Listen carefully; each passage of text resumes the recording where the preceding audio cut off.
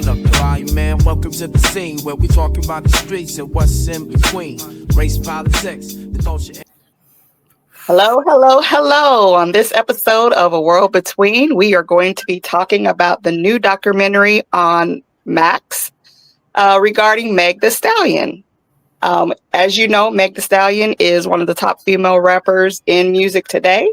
And so this documentary gives us a little bit of insight into her path to where she's at now.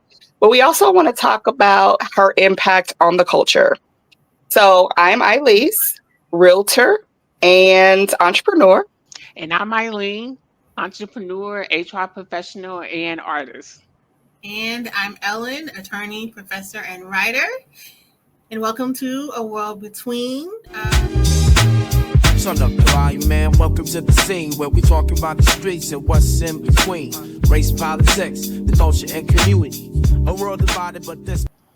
So, ladies, this documentary to me was very different. I watched it. It didn't really change a lot for me, but I do have a lot of empathy for Meg. I do. I feel, really sorry that she lost her mom and she was going through some really rough times. So it changed my outlook on her just a little bit about how she grew up and all the trauma that she went through.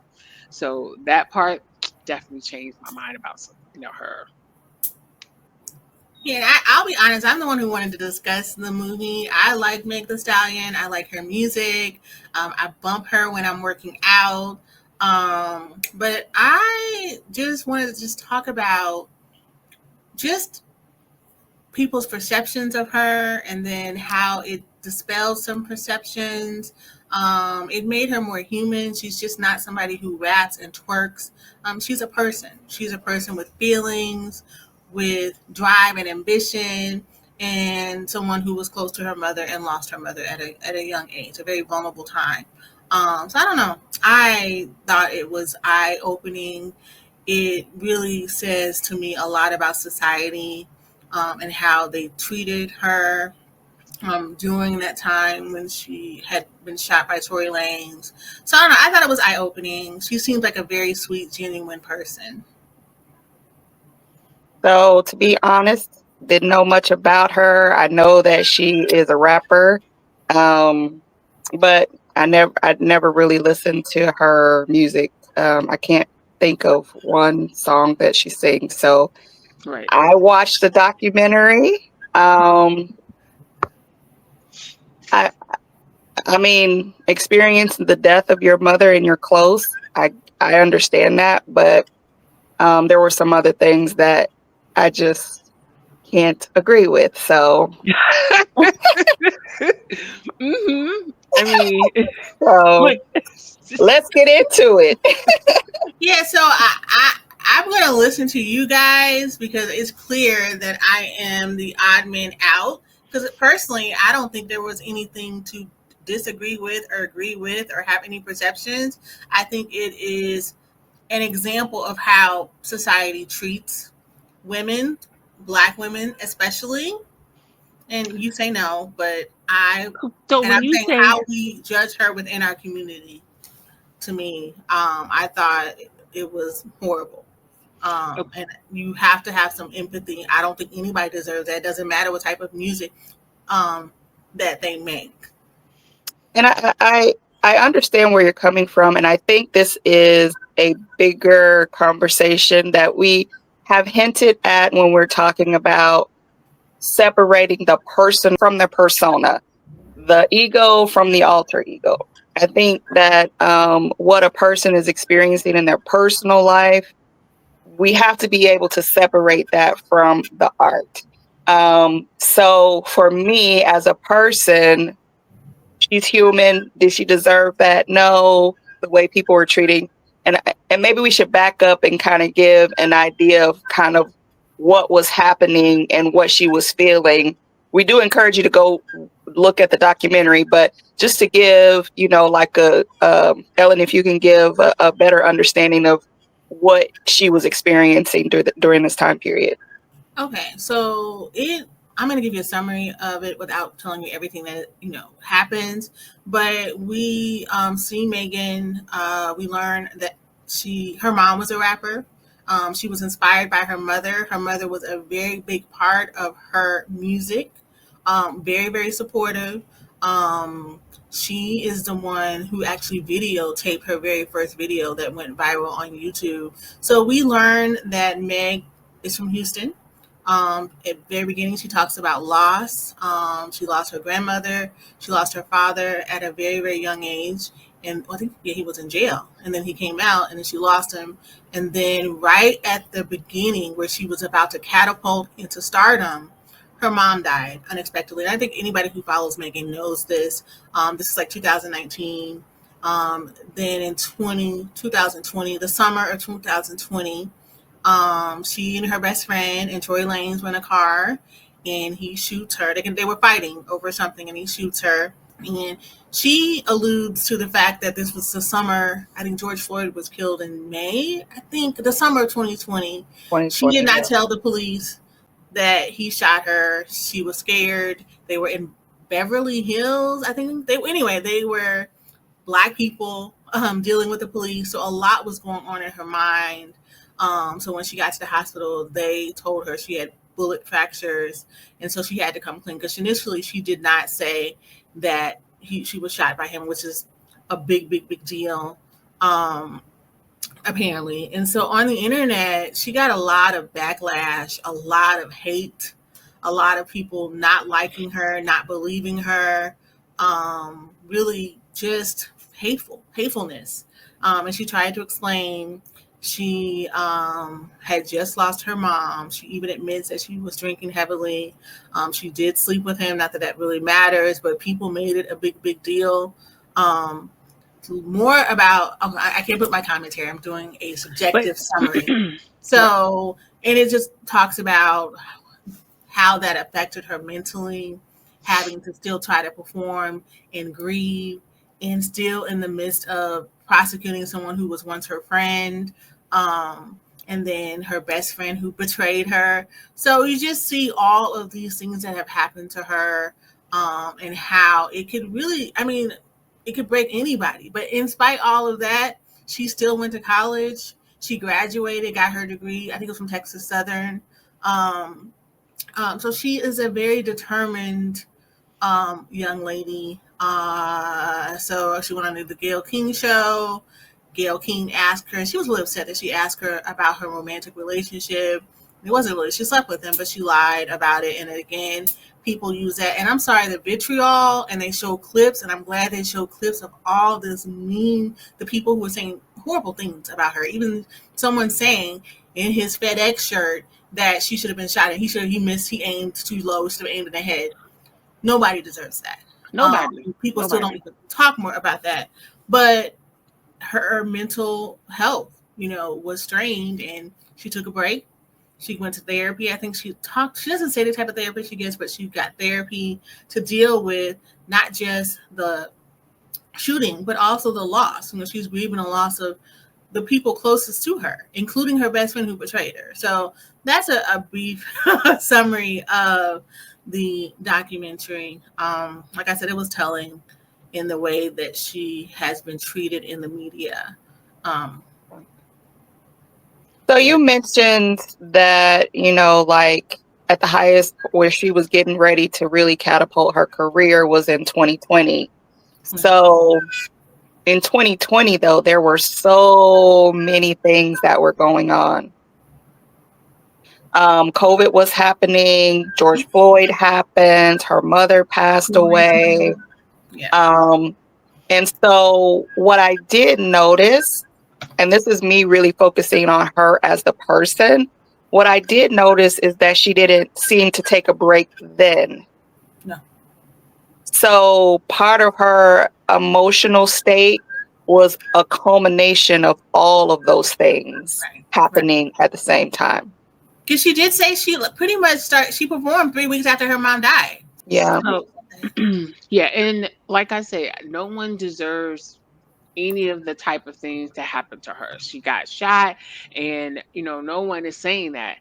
But for me, one of the things I noticed is that she never said, this is what role I played, or any drinking.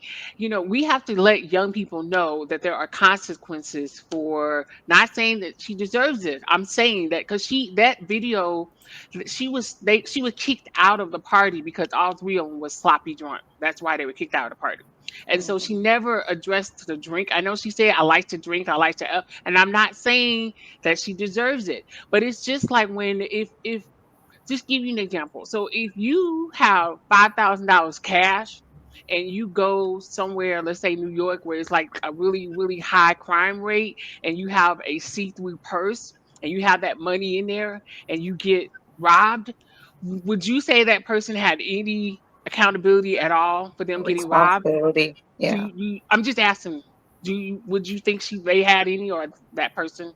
Nikki, I'm going to be honest with you. When I think about shooting victims or people who are victims of last mass shooting, I never hear anybody say, "Oh, they need to take responsibility or accountability. Oh, they shouldn't have been in that I club." didn't say. Or they I should, said she needs to address the issue of drinking. Like, so there was never any mention about, yeah, I was sloppy drunk, and and that's where Let me ask you a quick people. question. What about her being sloppy drunk led to her being shot? Now, if she shot someone else, then I can see the accountability. But what does her being drunk have to do with him shooting her in the feet and saying, "Dance, They bitch, all dance"? three were drunk. Because I would never get. they all They were. all Yeah. three were drunk. I'm saying I would not get into a car with. It's not about that, but I'm just saying one of the things that people were looking for her to have any type of accountability on anything. That's it, and that's all I'm saying. I'm not saying she deserved. And it's like, you can't even say the little thing just to say, well, you're saying, no, she deserves it. I'm not saying that. I'm saying we got to look at it from other people's perspective and why they're saying that she can't even acknowledge anything that she did at all. That's it. Yeah, If she, and to piggyback off of that, people handle grief in different ways. I get that. But how she handled grief was connecting, because she had a loss. She's now connecting herself with people, just anybody, and she says it in the documentary. She's connecting herself with just anybody to fill that void. And a lot of times when you see people who are having mental issues or mental breakdowns, they're going to turn to alcohol or drugs. They're going to turn to sex, which is what she did. So I think, to Eileen's point, all of that, regardless of whether she deserved it or not, leads to consequences. There are different ways that she could have handled her loss, but that's the way she chose to handle her loss, and there were consequences to that. And it's not the same thing as saying that she deserved to be shot. It's just there are consequences for how you choose to deal with different situations. And that's the teaching moment that she could give young girls that look up to her and idolize her. That's all I'm saying. You but know, okay. So I think at the end of the documentary, she says, "I was doing the wrong things and with the wrong people. I did not." She said, "I did not handle myself in the way that I should have." But She said that's that in the after, documentary. right? yeah. So That's hindsight is after, 2020. but I'm saying this woman has just lost her. I think that you have to be careful with mitigating how people deal with grief. It's not for No, you to say, I don't think anybody is doing that. I think it's just a recognition because we're not experienced. That's how she chose to deal with her grief. Um, we talked about, because for me, when I was looking at it, it was less about the fact that she liked to drink, she liked to have sex. It was more about the fact that she went through this whole process and she had been lying the whole time. So just in a practical situation, if somebody lies to you multiple times, at the end of that, you're going to be like, well, we can't believe nothing that they say. So that was part of why people were responding the way they were responding. And I get it 100%. She probably did make the right choice of making sure that they all got home safely by lying about it to the police. But then when she got into the ambulance and she did decide to tell the truth, then she should have carried that truth to her socials. But there were days before she actually said it out loud to everybody else before calling that, saying that, he was doing whatever. So I think from my perspective, what it looked like was people were like, well, she ain't say nothing about it. Then she said this thing, and then she goes on Gayle King and she says this thing, and then she says something else. And so it was just like, what else do you expect people to take from that besides the fact that maybe she's lying?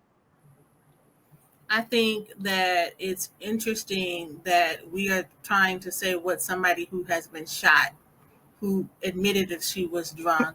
I'm not saying that. I'm saying what other people are responding to. Like, for instance, if somebody tells you multiple lies and you don't know internally what they're dealing with, you're initially going to take the perspective this person is lying. Listen, we are not going to sit up here and pretend like there are two sets of rules for females and males. Nobody said that. Nobody said that. Because let me just you guys not let me even finish the sentence.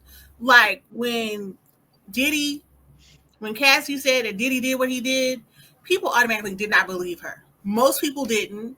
They assumed she was lying. We can't act like this is not the culture that we live in, the world that we live in. People automatically think victims are lying. So it doesn't really matter what the victims do. People are like, well, it's just a money grab. It's a money grab. They did not believe Cassie, and there's still some who still don't until they saw the video. So I'm telling you guys, I think if she had done all the things that you all said she did, people still wouldn't believe her. Because we live in a patriarchal society where people don't believe victims, no matter what they do. You all are trying to say that if she had done all the things that she should have done. No, I'm not saying that. I'm saying you're saying, but I'm telling you, never takes any accountability for anything. Like we never take accountability for the culture that we live in, where we don't believe victims. Oh, okay. There is a truth to some of that. That I believe that, but they have this thing where I believe all women, no matter who they are, what they do, and I do. That you can't go through life believing all women, because if that were the case, then Emma Tibbs would be. I mean, we didn't believe. And most black men who are in prison, I get what you're saying, Ellen, and I understand the passion that you're saying it, but Cassie and Meg Thee Stallion are two different situations, in my opinion, because Meg actually lied, and that's what people are responding to. They're responding to the fact that she lied about the situation, and now she's coming back and saying, but I want you to believe me. Human nature is not going to say, okay, well, she was a victim and let's believe her, even though she's been lying. I think the other thing that was sad for me was that the persona that she gives the public is not her internally. She is a very emotional and sensitive young woman. And a lot of times, especially in entertainment, people create an alter ego so that they can move forward. They can fuel a career. They can be on stage when times are hard or when they're dealing with things. But I fundamentally believe that that persona that she created is, I really wish, given that she's an educated woman, and this is me, I'm totally not talking about her as a person. I'm talking about her persona. Her persona, I really wish, had more balance, because she is educated, because she does care about her community, because she is a philanthropist, because she does help young girls outside of when she's on stage performing. So you wish she was more respectable? Huh? So you wish she was more respectable? Nope. Don't say it. Don't do it. Don't do it. I clearly said a balance, because what I don't see, and again, I don't follow her, so I don't know. What I don't see, every time I see Meg Thee Stallion, she got her tongue hanging out. Right. She has, what I don't see her as, oh, she's an educated woman. So if every time I see her, I can only go by what I see. If every time I see her, she's the persona, then of course I'm going to have an impression of her. And I think the persona is what is detrimental to the community. So in all her good, there's also this alter ego that is not necessarily good. Because we say that we don't want to be over sexualized, but she's like the number one artist, and WAP was like the number one song, but yet, I that's what I struggle with. I like a good music, and I love women to be empowered, but I just don't understand why it has. And people say, "Oh, we used to have it back in the day." Yeah, but back in the day we had Queen Latifah and other people, but now I don't see any other woman that's not over sexualized. That's number one or number. That's I I don't know. And maybe we become our parents and our grandparents, but No, I just think I think there has to be a balance, and she doesn't represent that. And I think I don't know how she feels, but I would think that there would even be more balance in between her ego and her alter ego. But 100%, when she's on stage, she's all Meg the Stallion and not Megan. What's her last name? But why does she have to be that? If that's her persona and that's what is selling her records, that's who she is, Meg the Stallion. But that's not who. But that's not who she is, and we know that from the documentary. That's not who she is. So my thing why is, are we pushing this image? If we saying it, all that matters is the dollar, right? I think that's right. that's no, all that I'm matters. not saying that. I'm not saying that. Because I'm saying that's her artistry. That's how she chooses to be. Most artists aren't who they are. Some are, some aren't. Some people have a persona. So why are we judging her persona? Okay, and we judge those people without separating the personality from the art. We had this conversation with R. Kelly. We gonna probably have this conversation with Quincy Jones. We have to be able to say this is the person and this is the art. But if we're going to look at the art separately, we can judge the art. It may not make sense for us to judge the person because we don't really know the person, but we can judge the art. Any other points? No, because I think we're fundamentally different, I think, in how we think in terms of, that's just her music. I think that people judge her as a person in her personal life based on her music because they don't like it or they're offended by it or whatever. And I think that she is judged more harshly. But I think women in general are judged harshly. She's just definitely going to be more harshly judged because of how she presents herself. But isn't how she presents herself a choice? Yes, but Luke presents himself in a certain kind of way. There are so many male artists who are explicitly sexual, and we don't have this conversation. We know that Flavor Flav is a classically trained musician. He is. Flavor Flav is a persona. I can't speak to everybody else, but yeah, I have said why does Flavor Flav present himself as an ignorant buffoon? And he's classically trained in multiple instruments.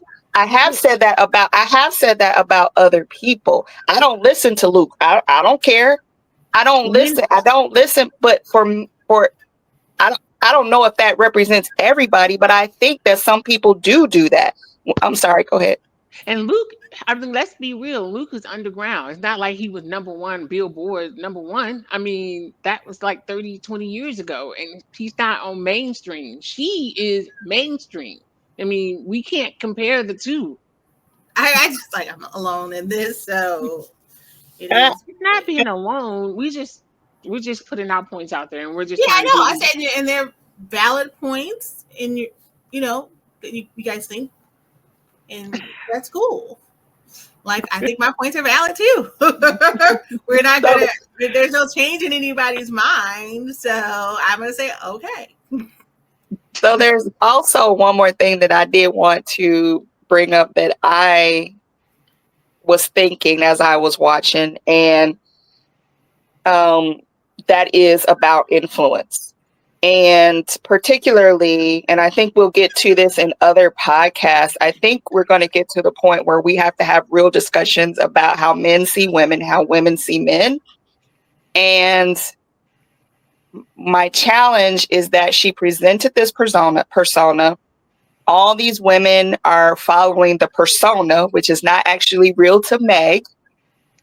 And then men are judging the women that are just common everyday people based on this persona that they're idolizing. And they're treating women according to the persona that's being idolized. No, ma'am. No, ma'am. Okay. No. Men treat women like that, even if they are super prim and proper. I don't agree. I don't agree. Okay, some men do.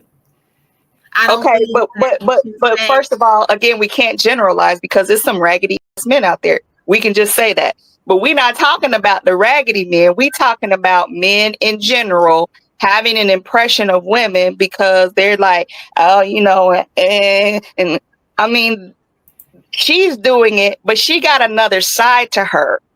They're doing it, and this is who they're becoming because they think this is what pop culture is saying that women are in this particular way. And I'm just saying, to me, it's a little bit detrimental because I do look at the socials and I see little 2-year-old girls, and I do see 12-year-old girls emulating that, and that's not that's something. parents' fault. They should not be listening to her. It is, but it also is she's making a choice of how she wants to be presented. And when you say it's the parents' fault, I mean, you can go on TikTok and watch her twerk it and be any age. So if your child has a phone, anybody can watch it.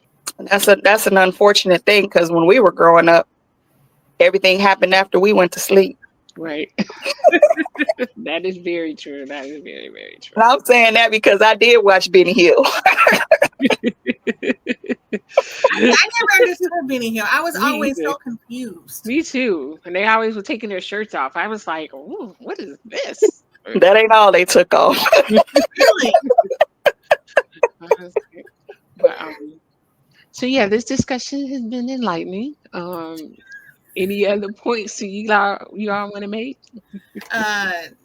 No. You guys watch it, and then you guys tell us what you think about what you thought about it. Like, what were your takeaways? Because some people had different takeaways. Yeah. Yeah, I do. I would definitely like to hear comments from everyone about what their take is. But I will say that I think that this is a testament to healing and the necessity for healing.